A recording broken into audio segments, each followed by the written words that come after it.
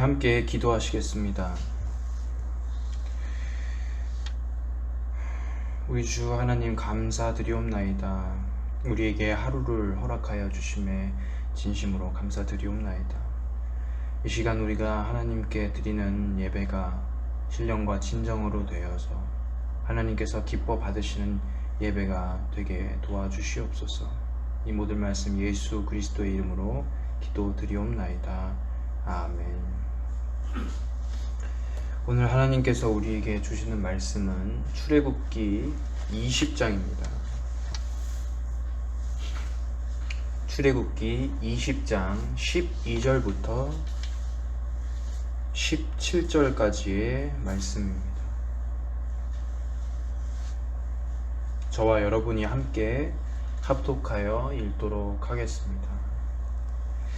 내 부모를 공경하라. 그리하면 너의 하나님 나 여호와가 내게 준 땅에서 내 생명이 길리라. 살인하지 말지니라. 간음하지 말지니라. 도적질하지 말지니라. 내 이웃에 대하여 거짓 증거하지 말지니라. 내 이웃의 집을 탐하지 말지니라. 내 이웃의 아내나 그의 남종이나 그의 여종이나 그의 소나 그의 낙이나 무릇 내 이웃의 소유를 탐내지 말지니라. 아멘.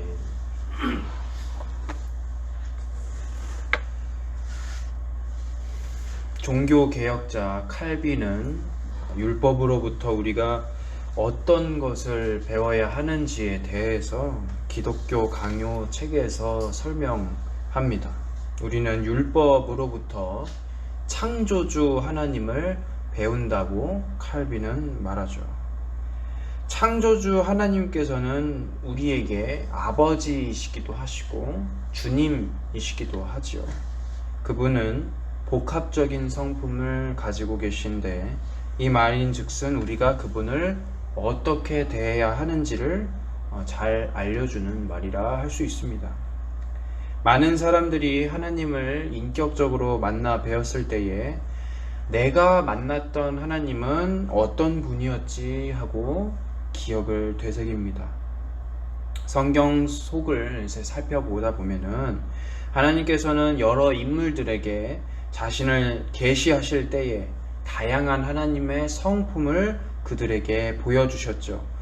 왜 그들에게 그렇게 다양한 모습을 보여주셨을까요? 각 성경 인물들의 그 상황 안에서 하나님의 영광을 세상에 비추기 위해서 그들을 사용하시려고 보여주신 것입니다. 우리는 전체적으로 볼 때에 성경을 통해서 알 수 있는 가장 대표적인 하나님의 성품이 아버지이자 주님이라는 성품에 집중할 수 있습니다. 우리는 아버지께 대하듯이 사랑과 존경 그리고 친근함으로 하나님 아버지를 부를 수 있으며 또 한편으로는 하나님 아버지를 근엄하고 우리의 충성을 받으셔야만 하는 주님으로서 우리가 겸손해질 수 있는 것이죠. 우리는 이 계시하시는 그 하나님의 뜻에 의지해서 하나님이 기뻐하시는 일에 든든히 서야 합니다. 그 이유가 무엇입니까? 그분은 우리의 아버지이시고 주님이시고 칼빈의 말에 따르자면은 창조주 하나님이시기 때문입니다. 그렇기 때문에 우리는 그분에게 마땅히 순종해야만 하는 것이죠. 하나님을 기쁘게 하는 일은 어려운 무언가 또 추상적인 무언가가 아닙니다. 그분의 권위 앞에서 순종하는 것이죠. 성경에서는 매번 강조하죠. 기쁜 마음으로 율법을 지키라 라고 가르칩니다. 나의 자존심이나 경험 따위는 내려놓고 하나님의 뜻을 찾으라고 말씀하시죠. 하나님의 뜻을 행할 때에 하나님의 뜻에 순종할 때에야 우리는 하나님께 합당한 존경과 두려움, 사랑으로 대하는 것이니 우리는 마땅히 그분의 말씀과 계명에 온 신경을 기울이면서 묵상을 해야만 하는 것입니다. 그렇다면 하나님의 뜻이 과연 무엇인지 그 뜻을 어디서 찾아볼 수 있을까요? 하는 그 질문이 생기겠죠. 답이 바로 성경입니다. 성경에 나와 있죠. 하나님의 뜻은 죄인인 우리를 구속시키시고 그분의 나라에서 영원토록 하나님께 영광을 돌리고 하나님을 즐거워하도록 만드시려는 것이죠. 성경에서는 특히 율법을 통해서 하나님 나라 백성들이 어떻게 살아야 하고 순종할 수가 있을지 그 방법과 미래적인 비전을 제공하는 것으로서 우리는 하나님 나라 백성으로서 다른 법, 다른 세상의 법을 찾아 헤매거나 핑계를 대거나 타협을 하지 못하고 율법만 순종할 필요가 있는 것입니다.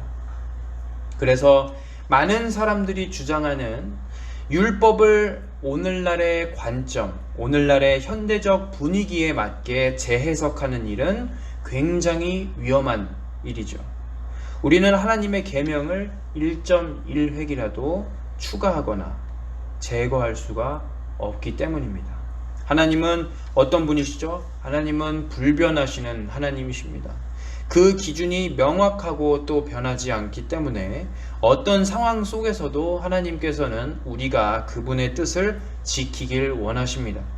상황과 시대마다 변하는 율법으로 받아들이고 해석하기보다는 하나님이 처음 우리에게 주셨던 그 상황 속에서의 해석을 우선적으로 해야 하는 것입니다. 그런 의미에서 10계명, 특히 오늘 우리가 살펴볼 제7계명은 우리 삶에 지대한 영향을 끼치는 것입니다. 유대인들이 원래 지키던 여러 계명들과 율법들, 그리고 특히 제사법이나 절기법, 음식법과 같은 그런 법들은 신약 시대에 와서 폐기되었습니다. 바울은 로마서 14장에서 그리스도를 통해서 거리낄 것이 없어졌다라고 표현하고서는 도리어 그 먹는 것으로 형제를 근심하게 하지 말라라고 말하죠. 이제 먹는 것에서 더 중요한 것, 먹는 것을 금지하는 것보다는, 먹는 것에서 매이는 것보다는 그 먹는 것, 우리가 무슨 일을 하든 뭘 먹든 하나님의 영광이 되게 해야 한다는 것이 바로 신약의 관점입니다. 만약 그리스도께서 그렇게 사역을 종료하시지 않으셨다면 우리들은 지금도 유대인과 같이 절기법과 음식법을 지키고 있었겠죠. 그러나 이런 이유 때문에 10계명 또한 그 의미가 축소되는 경우가 있습니다. 많은 사람들의 율법에 대한 무지 때문이죠. 그 사람들은 율법이 그리스도로 말미암아 성취되었으니 더 이상 지키지 않아도 된다라고 하죠. 그런데 저는 첫 시간에 이미 말씀을 드렸습니다.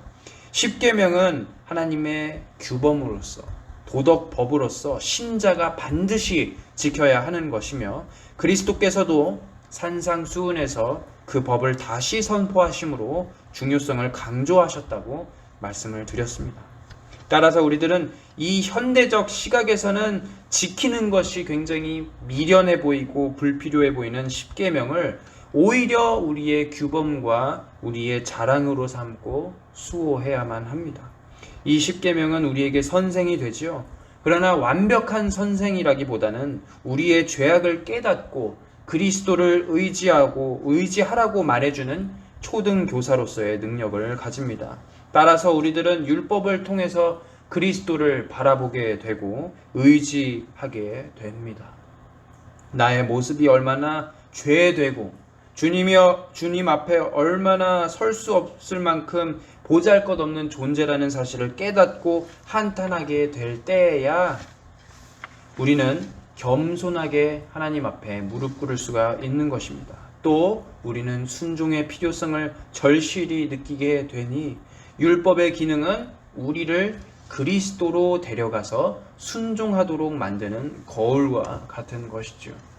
그런데 이런 일들은 쉽지 않은 것들입니다. 주님을 의지하는 것이 정말 쉽지 않죠. 내 능력을 포기하고 뜻을 거두는 일이 얼마나 어려울까요? 이미 여러분들도 아시다시피 생각대로 잘 안 되죠. 이 인간의 본성이 마치 사사기 기자가 각자 소견에 옳은 대로 행하더라 하고 기록하는 그 모습과 동일한 것입니다. 한심하고 사악해 보였던 그 이스라엘 백성들과 우리들의 모습은 사실상 똑같은 것이죠. 여러분, 율법을 공부함에 있어서 이러한 문제들 때문에 도무지 우리들은 게으를 수가 없는 것입니다. 하나님을 사랑하고 내 이웃을 사랑하기 위해서라도 우리들은 율법을 열심히 배워야 하고 주님 의지하기 위해서라도 배워야 하지요. 현재적인 상황에 맞추어서 율법을 우리한테 유리하게 끌고 가는 것이 아니라 하나님께서 이 변화무쌍한 세상 속에서도 중심 잃지 않는 진리를 주셔서 기준을 잡게 하셨으니 이 기준을 반드시 붙잡으시길 권면합니다. 오늘 우리가 살펴볼 계명은 7계명입니다. 14절에서 하나님께서 말씀하시죠. 간음하지 말지니라. 제7계명에서 하나님께서 말씀하시려는 것은 성에 문란한 모든 행동을 금지하신다는 것입니다. 문란이라는 말은 도덕이나 질서가 지켜지지 않는다는 뜻이죠. 하나님께서는 사람의 그 성에 대해서도 가정이라는 그 질서와 도덕을 주셨기 때문에 사실상 제7계명은 가정을 이루지 않은 상태로 이루어지는 모든 종류의 음행을 말하는 것입니다. 그렇다면 하나님께서 왜 성의 문란함에 대해서, 음행에 대해서 이렇게 금지하실까요? 그것은 이 간음하는 문제, 음행하는 문제가 개인의 문제에서 그치는 것이 아니라 공동체적인 파멸을 이끌고 오기 때문입니다. 창세기 2장에서 하나님은 홀로 인간이 지내는 것보다 가정을 이루는 것이 낫다고 판단하시면서 아담에게 여자 하와를 허락하시지요. 하나님이 처음에 원하신 가정의 모습은 창세기 2장 18절에 잘 드러나 있습니다. 여호와 하나님이 이르시되 사람이 혼자 사는 것이 좋지 아니하니 내가 그를 위하여 돕는 배필을 지으리라 하시니라. 여기서 가장 우리가 주목해 봐야 하는 단어는 돕는 배필입니다. 동역자의 모습이죠. 같은 일을 하고 같은 길을 걸어가는 사람들은 신뢰와 믿음을 바탕으로 굳건해집니다. 가정이라는 말도 똑같습니다. 결국 동역자, 돕는 배필이라는 뜻이죠. 결혼 관계가 그런 것입니다. 우리도 알고 있죠. 우리의 아무리 사회적인 평판이 되게 높은 남편이라 또 아내라 할지라도 부부간의 그 작은 신뢰가 무너지기 시작하고 서로 의심하기 시작하면은 그 가정은 돈을 억 단위로 벌든 강남의 아파트가 몇 채든 상관없이 생지옥이 펼쳐지는 것입니다. 즉 가정 안에서 가장 중요한 요소는 무엇이죠? 서로를 돕고 서로를 신뢰하는 행위입니다. 간음과 음행 같은 행동들은 이러한 신뢰의 탑을 완전히 무너뜨리는 행동이죠. 가정의 파괴는 물론이고 그 가정이 원래 속해 있던 공동체, 영향을 주고받는 사회까지 병들게 하니 이 죄가 결코 가볍게 여겨져서는 안 되는 것입니다.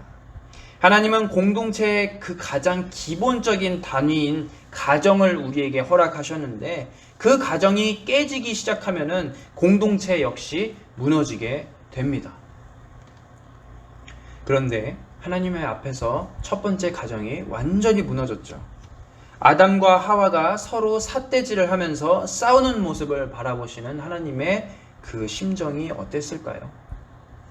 서로 잘 도우게끔 지어주셨더니 남 탓하고 신뢰의 탑을 무너뜨리는 그 둘의 모습을 보시면서 아주 마음이 아프셨겠죠. 가정의 불화라는 것은 그것을 바라보시는 하나님의 마음을 찢어놓는 죄입니다. 이렇게 첫 번째 가정이 완전히 깨져버리고 인간은 죄의 문제 때문에 온전하고 평안한 가정을 이룰 수가 없게 되었는데 그것은 간음과 음행에 대해서 극치가 됩니다. 하물며 남 탓으로 깨져버린 그 가정을 보면서도 그렇게 마음 아파하셨을 텐데 음행과 간음이라는 그 문제 때문에 깨진 가정을 보면서 하나님께서는 얼마나 그 심정이 안타까우실지 상상조차 할 수가 없는 정도입니다. 신뢰의 탑을 남김없이 무너뜨리는 간음과 음행, 이 죄는 하나님께서 일찍이 백성들에게 엄격하게 금지하셨던 행동입니다. 하나님께서는 레위기에서 결혼하거나 또는 결혼하지 않은 남녀가 간음하였을 때에는 반드시 돌로 쳐서 둘 다 죽이라 라고 명하셨습니다. 왜 이렇게 무섭게, 왜 강하게 말씀을 하셨을까요? 당시의 문화권을 한번 살펴보도록 해야겠죠. 당시의 성문화는 오늘날 우리가 생각하는 것처럼 보수적이지 않고 오늘날과 마찬가지로 가볍기 굉장히 그지 없었습니다. 이집트, 그리스, 로마 이런 나라들은 우리가 입에 올리기도 굉장히 부끄러운 일들이 일어났습니다. 특히 우리가 구약에서 살펴보는 그 음행과 간음 행위는 주로 우상의 숭배와 연결이 됩니다. 고대 종교들은 행음하는 것 자체를 신과 만나는 일, 신과 접촉하는 일과 연결시켰기 때문에 결국 육체적인 관계는 우상의 숭배와도 연결이 되는 것이죠. 그런데 하나님께서는 이스라엘을 부르셨을 때 거룩하게 구별시키려고 부르셨죠. 출애굽기 19장을 우리가 살펴보았습니다. 19장을 보면은 거룩한 민족으로 또 제사장 나라로 살게 하심으로 모든 백성들을 돌아오게 하시겠다라는 포부를 우리에게 말씀해 주셨죠. 그런 거룩하고 구별되어야 하는 이스라엘 백성들이 음행이라는 죄를 짓기 시작해서 거룩과 구별을 저버렸습니다. 그 죄의 무게는 하나님의 그 영광의 빛을 땅바닥에 떨어뜨리게 하려는 큰 죄인 것입니다.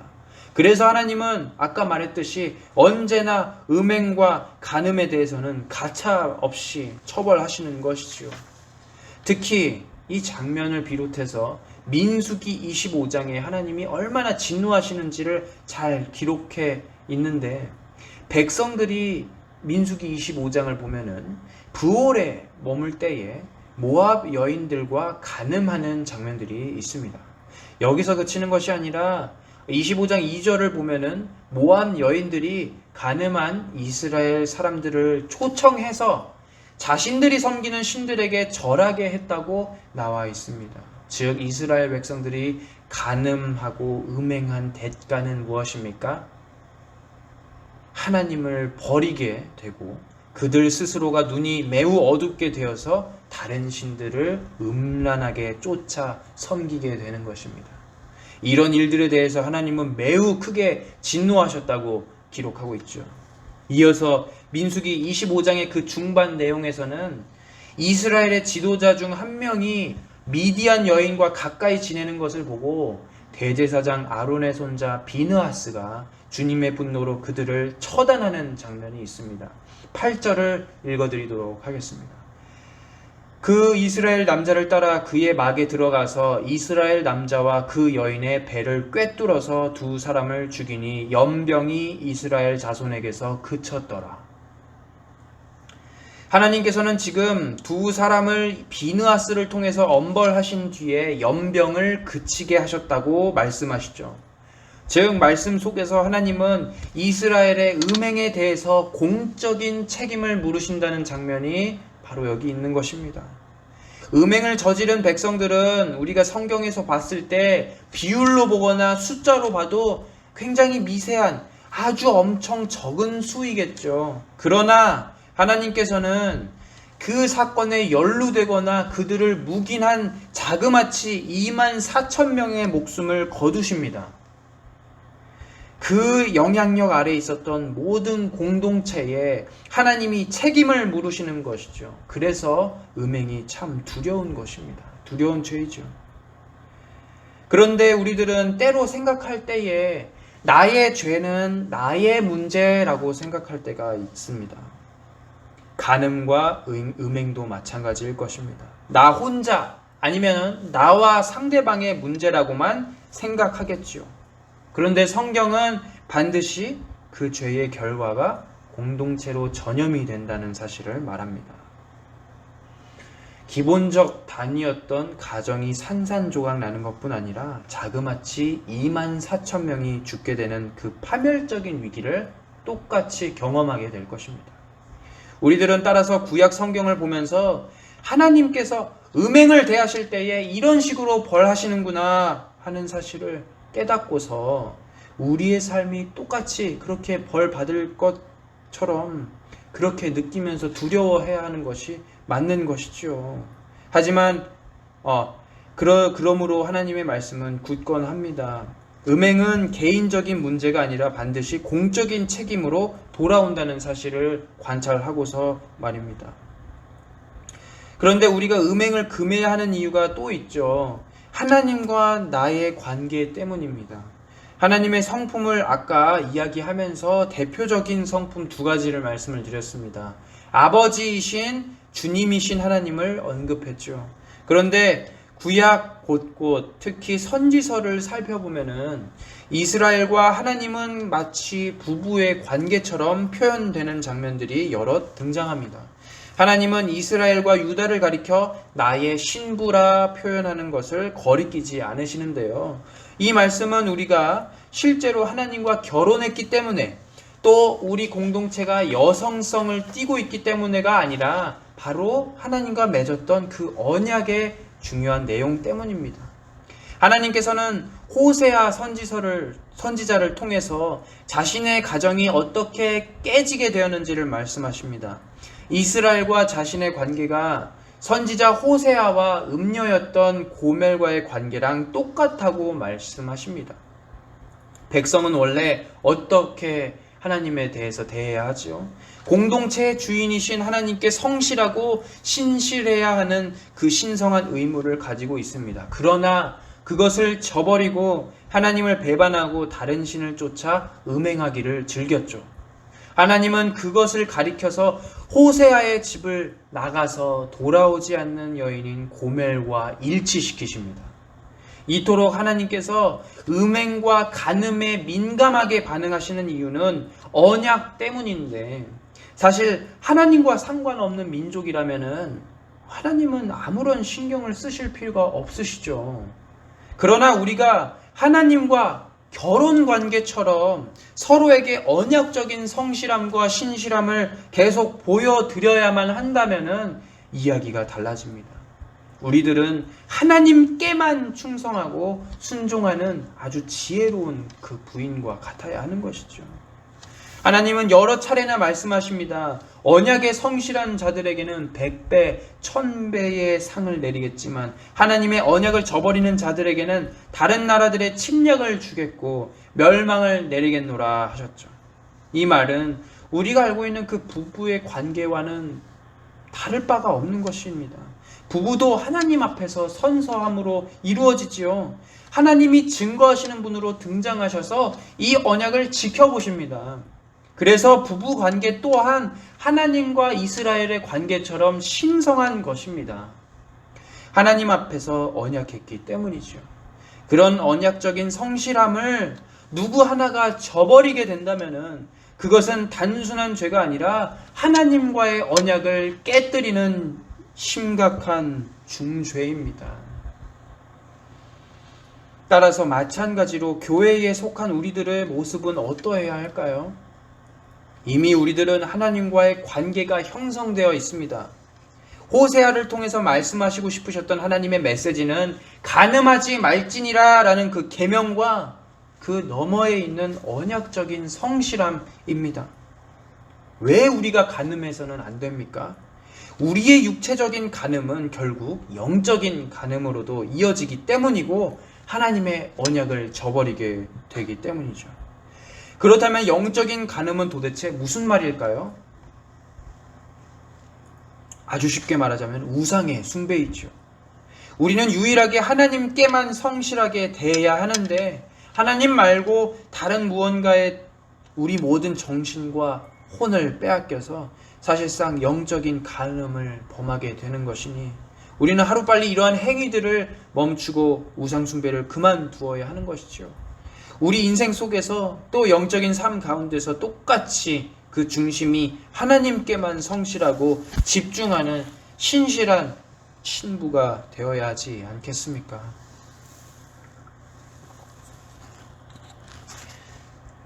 여기서 멈추는 것이 아니라 그리스도께서는 이 간음하지 말라라는 계명을 우리에게 다시금 확인시켜 주시죠. 오히려 주님께서는 우리의 마음의 근본적인 부분부터 주의하라고 가르치십니다.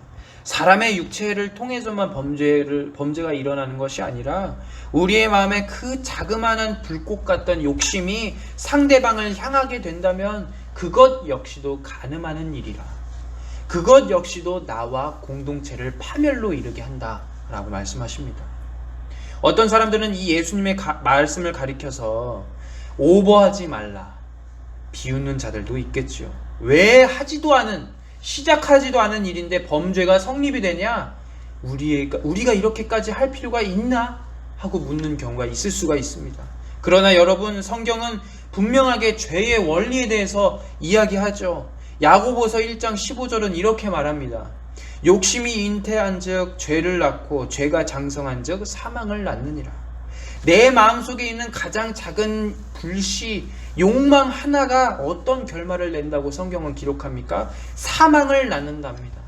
즉 죄는 반드시 행했을 때만 이루어지는 것이 아니라 우리가 그것을 마음에 둘 때에부터 일어나는 것이죠. 그래서 우리들은 주님의 말씀을 결코 가볍게 받아들일 수가 없는 것입니다. 게다가 이 일이 아무리 지키기 힘든 일이라 할지라도 우리의 육과 영의 모든 집중을 다해서 우리의 생명을 지키려면 반드시 율법을 깊이 또 묵상, 순종해야 하는 것이죠. 따라서 우리들은 현대 사회를 살아가는 동안에 이 말씀, 이 계명을 어떻게 삶에 적용할 수가 있을까요? 첫 번째로, 하나님께서는 영원 불변하는 진리를 주셨으니 이것을 인간적인 노력으로 희석하거나 타협해서는 안 됩니다. 저는 요즘에 깜짝 놀라는 것이 있습니다. 많은 드라마나 영화를 사단이 이용하는 것을 목격합니다. 굉장히 놀라게 되는 것은 이러한 매체들이 자꾸만 점점점 늘어나서 현대에 살아가는 사람들이 하나님 앞에 성적인 범죄를 저지르는 일에 대해서 굉장히 무감각해진다는 사실입니다. 우리의 양심과 도덕을 무디게 만들어서 하나님이 기뻐하시는 그 가정을 이루지 못하도록 사단은 계속해서 노력하고 있습니다. 익숙하게 만들어서 당연한 것이 되게 하는 것이죠. 하나님이 범하지 말라 하신 이 계명에는 아까 살펴보았던 이유가 다 있는 것이니 하나님의 원래의 뜻을 이 세상의 것으로 희석시켜서는 안 되는 것입니다. 두 번째로, 하나님과 우리의 관계를 반드시 생각해 보아야만 합니다. 하나님은 우리의 아버지이시기도 하지만 말씀 속에서 우리의 신실하신, 성실하신 남편으로 등장하시죠. 예수님의 시대에 와서는 교회가 그리스도의 신부라고 표현되기도 합니다. 이 말은 똑같은 뜻입니다. 즉 우리들은 육적으로든 영적으로든 간음하지 말아야 하는 이유가 무엇입니까? 이 결혼 관계의 기반으로 깔려있는 튼튼한 주춧돌이 언약이기 때문이죠. 결혼 관계를 유지하는 것 또한 하나님의 언약입니다. 서로에 대한 신실함과 성실함을 끝까지 지켜나가면은 하나님은 그에 상응하는 하나님의 복을 주실 테지만, 그러나 그 성실함과 신실함을 무너뜨리시고 언약을 깨뜨리게 되면은 하나님께서는 오늘 민수기에서 살펴본 것과 같이 우리에게 동일한 벌을 내리실 것입니다. 그것은 우리가 성실하지 못한 까닭이니 이 벌을 받아도 핑계치 못할 테죠. 우리는 이러한 하나님과의 관계를 생각하시면서 주님께만 신실해야 하는 것입니다. 마지막으로, 하나님이 우리에게 가정을 주신 이유에 대해서 생각해 보아야만 하겠죠. 사실상 간음하는 모든 사람들은 하나님이 주신 이 신성한 언약인 결혼을 멸시하는 자들인 것입니다. 결혼만 멸시하겠습니까? 나의 가장 가까운 이웃인 아내와 남편을 멸시하는 행동이지요. 하나님의 뜻은 우리로 하여금 거룩한 결혼 생활을 유지하게 하고 축복받은 생활로 높이도록 합니다. 마르틴 루터 종교개혁자는 이렇게 가르치죠. 결혼 생활이라는 것은 음란과 쾌락을 위한 것이 아닙니다. 우리가 서로 진실한 열매를 맺어 자녀를 낳고 그들을 하나님의 영광을 위해서 양육하고 성장하는 데 가장 큰 목적이 있습니다 라고 루터는 말했습니다. 즉 우리들은 결혼 생활을 아름답게 하나님 앞에서 장식해야만 하고, 주님께서 거룩하게 만드셨던 것처럼 똑같이 그 관계를 거룩하게 구별해야 하는 것입니다. 결혼 생활은 따라서 다른 어떤 삶의 자리와 비교할 수도 없이 하나님의 처지를 잘 이해하도록 만드는 것이죠. 남녀가 서로 언약으로 묶인 그 관계에서 하나님의 심정을 더 잘 이해하게 되는 것입니다. 왜 그렇습니까? 이 언약의 관계가 하나님과의 관계와 연결되어 있다는 사실 때문입니다. 그래서 모든 사람들은 가정 안에서 서로를 존중하고 배려해야 합니다. 남편은 아내를 사랑하고 귀하게 여겨야 하고, 아내 역시 삶의 동반자인 남편이 하나님의 선물인 것처럼 행동해야 하는 것이죠. 이 부부의 거룩함, 결혼 생활의 정결함은 따라서 남자와 여자가 서로의 역할을 다하고 사랑하고 존경하고 배려할 때에만 이루어지는 것입니다. 그렇다면 진정으로 존경하고 배려하고 협동하고, 아까 창세기 2장에서 살펴본 것처럼 돕는 배필이라 하는 말은 도대체 어떤 뜻일까요? 우리가 성경 속에서 어떤 가정을 또 본보기로 삼고 그들에게서 배울 수가 있을까요? 하나님께서는 가정을 이룰 때에 돕는 배필로서 서로를 보완하라 라고 말씀하셨습니다. 성경 안에서는 굉장히 부정적인 이야기만 나오는 것 같지만 사실 아니죠. 우리가 반드시 보고 배워야 할 긍정적인 교훈의 가정도 분명 있습니다. 대표적으로 구약에는 룻과 보아스 가정이 있고, 신약에서는 바울과 많은 제자들을 도와주었던 브리스가와 아굴라 가정이 있습니다. 룻과 보아스 가정은 하나님의 헤세드, 자비로우심, 은혜를 그대로 보여준 것 같은 모습을 우리에게 가르치죠. 하나님의 자비로우심이라는 그 주제는 우리가 앞으로 살펴볼 텐데, 룻은 자신의 시어머니인 그 나오미를 따라서 이스라엘에서 큰 고생을 합니다. 사실 남편이 죽어서 이 가정을 묶는 지속력이 사라진 상태에서도 이 젊은 여인이었던 룻은 새 출발을 하기는커녕 시어머니에게 충성하여 끝까지 자신의 어머니로 모셨죠. 하나님께서는 이러한 룻의 자비로움을 100배, 200배로 갚아주십니다. 그녀에게 새로운 가정을 이루게 하시는 것뿐만 아니라 예수 그리스도의 족보에 이름을 올리는 여인으로 당당하게 등장하게 하시죠. 참으로 놀라운 은혜가 아닙니까?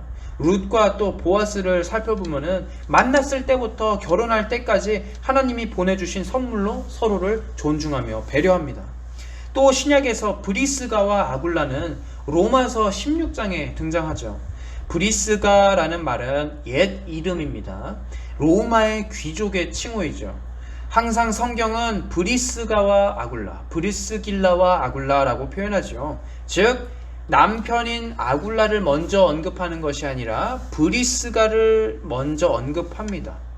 아내인 브리스가가 천막과 텐트를 만드는 남편 아굴라보다 원래의 지위가 높았기 때문에 그 이름을 먼저 사용했습니다.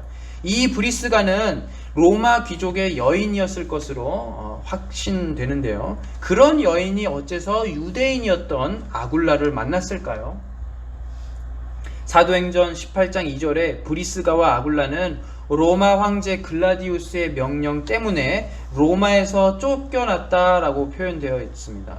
이 당시에 로마에서는 유대인들과 기독교인들 사이에서 싸움이 계속해서 일어나자 양쪽 모두를 추방했다는 기록이 있습니다.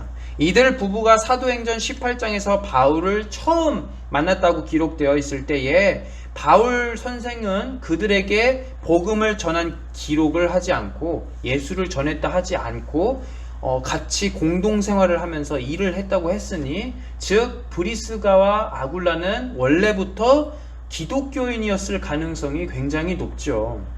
즉 브리스가와 같은 그 로마 귀족 여인이 한낱 유대인이었던 남편 아굴라를 만난 이유에 대해서 추측해 보건대 그들은 로마에 산발되어 있었던 교회 공동체에서 함께 주님을 예배하면서 만난 것이 분명하죠. 이들 부부는 살아있는 그 모든 시간 동안, 모든 생애 동안 부분을 하나님께 모두 바쳤고 바울을 도왔으며 선교하는 데 이바지했죠. 그뿐 아니라 올바른 그리고 또 바른 지식을 가지고 있었기 때문에 아볼로를 가르쳐 주어서 교정하였기도 했으니 이들 부부가 초대교회 역사에 큰 영향을 끼친 것은 말 안 해도 알 수 있는 사실입니다. 그런데 그 부부에 대해서 바울은 로마서 16장 3절과 4절에서 브리스가와 아굴라에 대한 자신의 칭찬을 언급합니다. 그들은 내 목숨을 위하여 자기들의 목까지도 내놓았나니 나뿐 아니라 이방인의 모든 교회도 그들에게 감사하느니라. 그들은, 그러니까 브리스가와 아굴라는 곤궁에 처해 있었던 바울을 인생의 마지막 순간까지, 로마서를 기록할 때까지도 한결같이 지켰고 도왔던 사람들입니다. 여러분들, 우리가 이뤄내야 하는 그 가정의 모습이 바로 이런 것이죠. 주님께서 간음하지 말라는 그 계명만 우리에게 주신 것이 아닙니다. 간음의 문제 너머에 우리의 바른 결혼 생활과 가정이 어떻게 주님 앞에서 바로 서야 하는지를 성경을 통해서 하나님은 보여주시고 계십니다. 우리는 그러므로 서로를 향해서 배려하고 자비로 대하는 그 룻과 보아스의 가정처럼 믿는 자들을 바르게 교육하고 신앙으로 묶어 서로를 동역자처럼 평생 보완하고 하나님의 기쁘신 일을 맡아 하는 그 자들을 충성스럽게 섬기는 브리스가와 아굴라 부부처럼 주님이 기뻐하시는 가정을 이룰 수 있도록 우리는 반드시 노력해야만 하는 것이죠.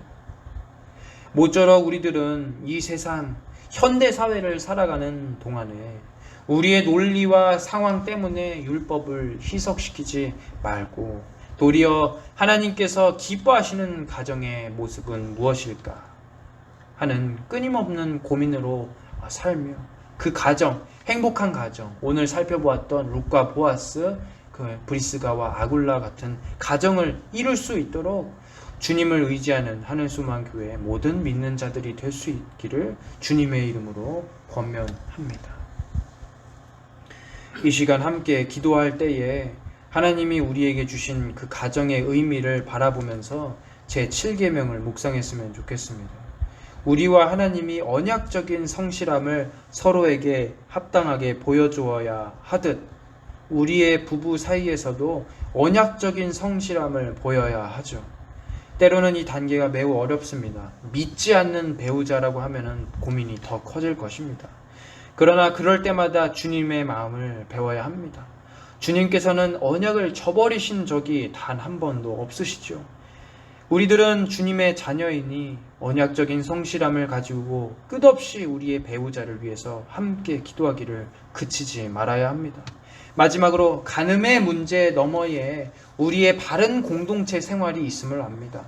룻과 보아스 또 브리스가와 아굴라의 가정처럼 자비로 온전한 동역자로 교회를 섬기는 믿음의 공동체가 되게 해달라고 우리 함께 간절히 기도하겠습니다.